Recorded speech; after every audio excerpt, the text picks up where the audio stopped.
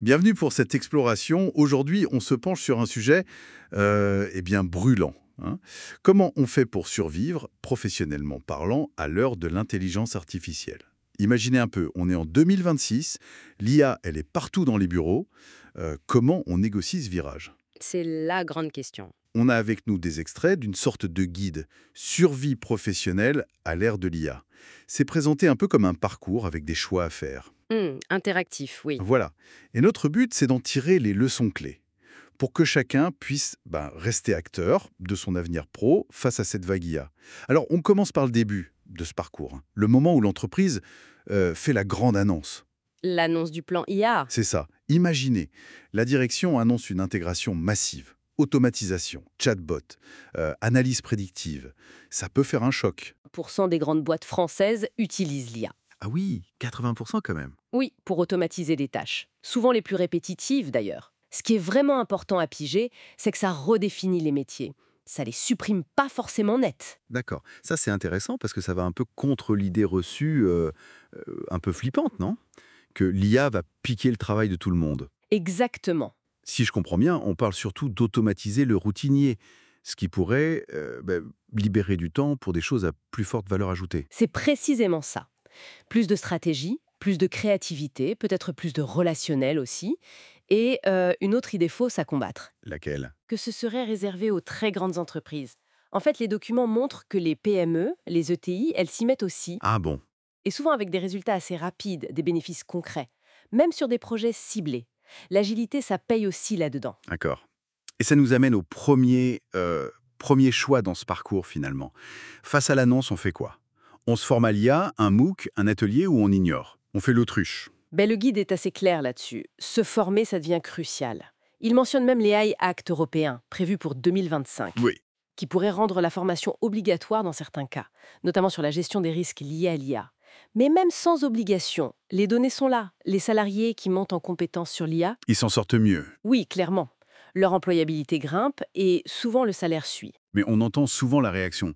Ouh là là, c'est bien trop technique pour moi, ça. Oui, c'est un frein classique. Et pourtant, le guide insiste bien, le but, c'est pas de transformer tout le monde en codeur expert. Non, bien sûr. C'est plutôt de comprendre comment utiliser ces outils, quels sont leurs potentiels, mais aussi leurs limites. Les formations sont souvent adaptées au métier, en fait. Et non, ce n'est pas juste une mode passagère. Ah, vous pensez pas? Non, la réglementation qui arrive, la généralisation des outils, tout ça montre que c'est une tendance de fond. D'accord. Troisième étape du parcours, un nouvel outil arrive. Un assistant IA pour la gestion de projet, par exemple. Hum, hum. Le choix, c'est collaborer, apprendre à s'en servir, déléguer des tâches, garder un œil critique, ou alors résister, continuer à tout faire à la main. Elle. Pas comme un rival. Un coéquipier, en quelque sorte. Voilà, un coéquipier. La collaboration homme-IA, quand elle est bien menée, elle permet de se recentrer sur ce que l'humain fait de mieux. La nuance, l'empathie, la vision d'ensemble. La stratégie. La stratégie, oui. Et apparemment, les entreprises qui jouent ce jeu de la synergie observent des gains d'efficacité et même une meilleure ambiance de travail. Mais quid des erreurs de l'IA? On parle beaucoup de ses hallucinations, de ses réponses parfois à côté de la plaque, le mythe de l'outil infaillible. Il a la vie dure, c'est vrai. Mais le guide le rappelle bien. L'IA n'est pas infaillible. Elle peut se tromper, surtout sur des jugements complexes, des contextes subtils, des situations inédites. Donc l'expertise humaine reste clé. Compétence d'apprendre à piloter ces nouveaux outils et donc de peser sur l'innovation. Ce qui nous amène à la dernière étape clé. L'entreprise lance un appel à idées. Comment utiliser l'IA autrement? Mhm. Le choix est, est-ce qu'on propose un projet automatiser un reporting qui prend des heures, créer un chatbot RH interne, ou est-ce qu'on reste simple spectateur? Et là, ça devient vraiment intéressant parce que l'IA est présentée comme un vrai moteur d'innovation en interne. On voit émerger de nouveaux métiers d'ailleurs. Ah oui? Lesquels par exemple? Les sources citent le prompt engineer, celui ou celle qui sait bien parler à l'IA pour obtenir ce qu'il faut, mais aussi l'éthicien IA ou même le coach de robot. Coach de robot, carrément. Oui, et ceux qui osent proposer des choses, qui expérimentent, ils semblent mieux partis pour l'avenir. Donc il faut vraiment dépasser l'idée que l'IA c'est que pour les geeks, les profils très techniques. Tout à fait. Les meilleures idées viennent souvent des besoins du terrain, des métiers eux-mêmes. Et surtout, il ne faut pas croire qu'on est impuissant. Non. Non, les documents le soulignent, chacun peut, à son niveau, influencer comment l'IA est utilisée dans son service. Il n'y a pas de fatalité, quoi. Donc, pour résumer un peu ce parcours, l'IA, oui, ça transforme le travail, c'est indéniable.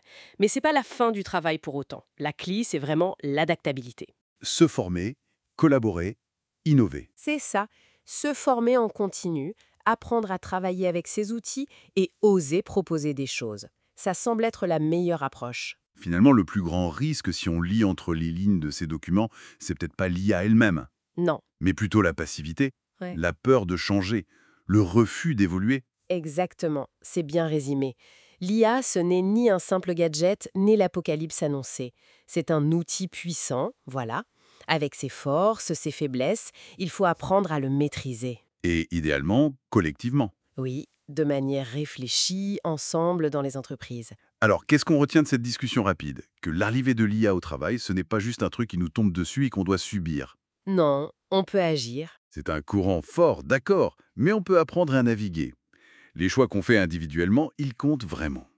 Et tiens, pour laisser une petite question en suspens, quelle pourrait être la toute première petite action, même toute simple, qu'on pourrait lancer dès demain dans son propre job pour commencer à apprivoyer cette IA, juste pour mieux comprendre ce qu'elle peut faire ou pas faire? Merci de nous avoir écoutés. Retrouvez 3 minutes chrono, le podcast d'Horizon Duo, chaque semaine. Abonnez-vous sur Spotify, YouTube ou sur horizonduo.net. À très vite pour un nouvel épisode.